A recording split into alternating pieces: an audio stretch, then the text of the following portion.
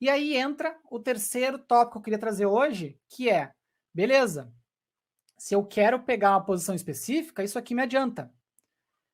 Mas e se eu quiser percorrer este array por algum motivo? Imagine você, né, que eu lhe dou a seguinte missão, né? Eu andei comprando criptomoedas, enunciado do Enem, né? Luizinho estava comprando criptomoedas. Luizinho comprou o Bitcoin a 15 mil dólares. Eu comprei, mas faz tempo que não está 15 mil dólares, né? Foi lá em 2017. Luizinho comprou a 15 mil dólares. Depois ele comprou a 18 mil dólares. Depois ele comprou a 20 mil dólares. Qual que é o preço médio que ele pagou pelo Bitcoin?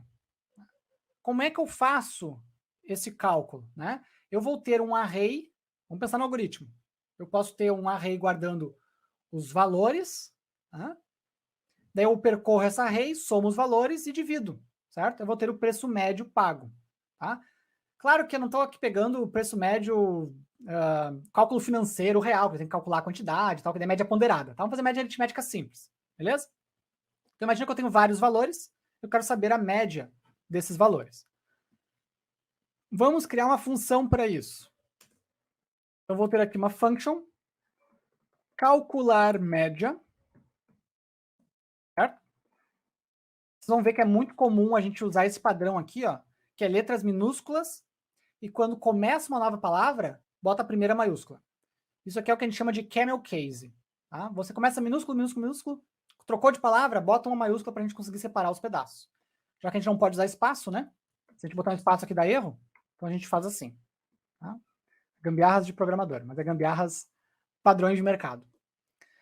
Vamos lá. Calcular média. Calcular média é que ela precisa de entrada. Sempre que eu vou fazer um algoritmo, eu tenho que pensar na entrada. Eu preciso de entrada, né? Eu preciso dos números que eu vou calcular a média. Só que, imagina o seguinte, se eu passar 2 números, eu consigo calcular a média? Consigo. Se eu passar 3, eu consigo calcular a média? Consigo.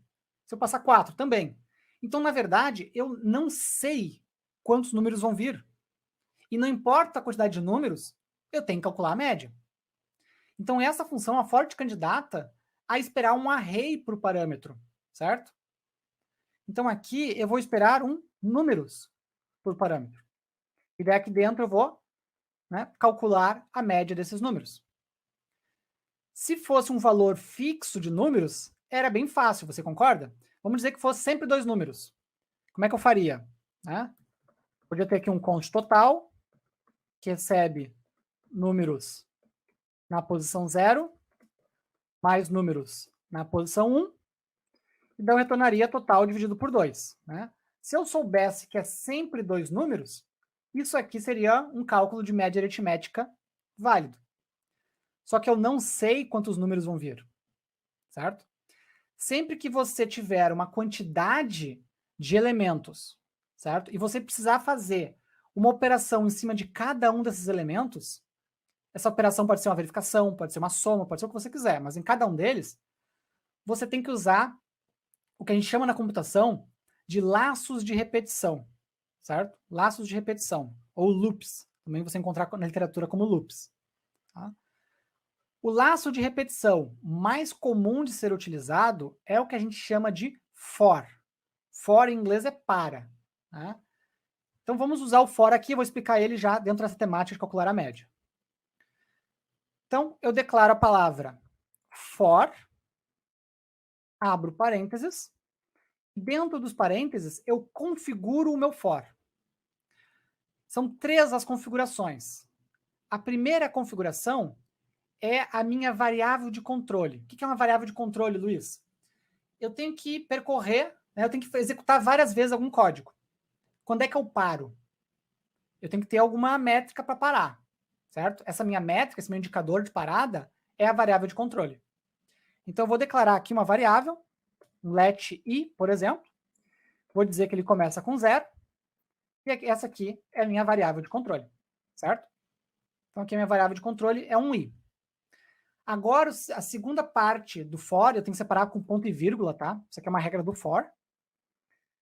Eu coloco a minha condição de parada, certo? Então, eu vou colocar se, né, Na verdade, é a minha condição de execução, né? Quando ela não for atendida, eu paro. Eu vou colocar i menor do que. Eu quero que, enquanto o i for menor do que a quantidade de números que eu tenho, que eu continue executando. Como é que eu sei a quantidade de números que eu tenho? O array, ele tem uma informação que eu acesso com um ponto chamada length. Length em inglês é comprimento. Então, o length de um array é quantos elementos ele possui dentro, certo? Quantas posições estão ocupadas dentro dele. Então, se eu colocar i menor do que números.length e eu passar um array de números com 3 valores, quantas vezes o meu for vai executar? Tá? Eu quero que ele execute 3 vezes. Como é que eu garanto isso? A cada execução, eu comparo o meu i com o números length, e quando termina a execução, eu tenho que aumentar o meu i, que é minha variável de controle, certo? Isso a gente faz no terceiro e último parâmetro do for, na última configuração do for. Eu passo aqui, por exemplo, um i++, ou um i mais 1, i mais 2, eu faço aqui a operação que você quiser. Tá? Existe uma operação que é o i++, que é o incremento de um só, certo? Que é uma bem popular na computação.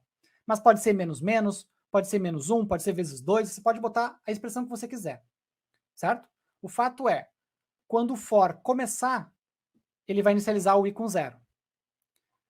A cada execução deste código aqui dentro do for, ó, reparem o escopo, eu vou comparar a minha condição, né, e vou incrementar a minha variável. A cada vez que executar, ele faz isso aqui.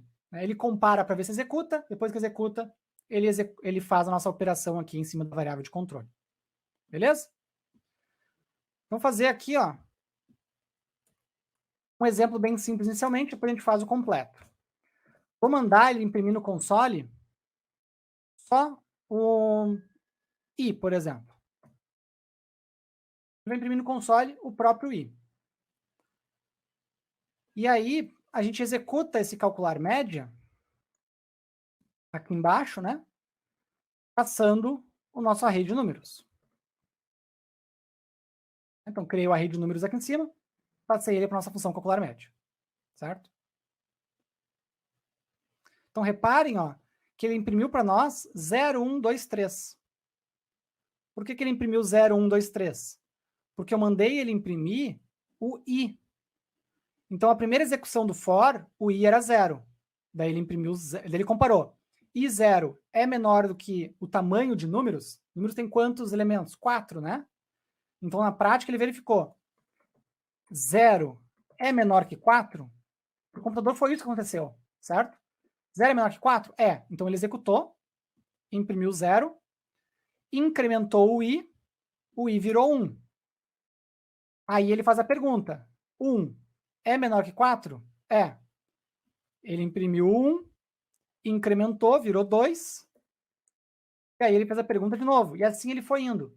Até o momento que i não era mais menor do que 4. Que é quando ele vira 4, né? Daí 4 não é menor que 4, ele sai fora do for. Certo? Então o princípio básico de fazer uma repetição finita, diferente do set interval, né? Que eu fico repetindo aqui a cada x tempo.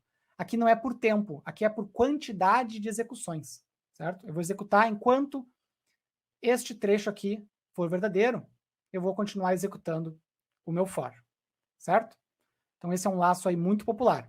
Mas vamos finalizar essa função aqui. A gente quer usar ele para calcular a média, não é só para aprender, né? A gente quer calcular uma média. Então vamos lá, calcular a média.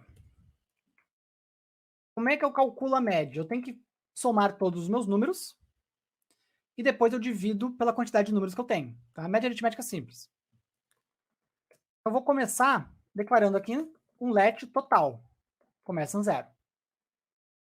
E aí, para cada número que eu tiver, certo? Para cada número que eu tiver, eu vou somar ele no meu total. Que é a primeira etapa da média, né? Soma tudo, depois divide pelos números.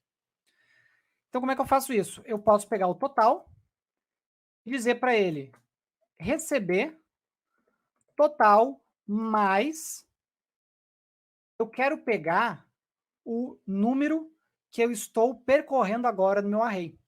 Como é que eu faço isso? números na posição i. Mas, Luiz, que bruxaria é essa? Você passou uma variável como sendo a posição do array? Sim. Na prática, o que vai acontecer, gente? O i, ele começa em 0, certo? Então, quando eu faço isso aqui a primeira vez, eu estou acessando números na posição 0. Na segunda vez do for, eu estou acessando números na posição 1, depois números na posição 2, números na posição 3, até acabar o for. Então, eu consigo ir somando, né, o meu total com ele mesmo, mais, né, o próximo número.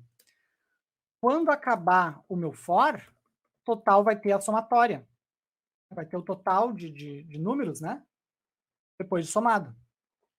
Então, reparem ali, ó, que o total é 83, certo? Porque, ó, 2 mais 3, 5, mais 78, 83, mais 0, 83.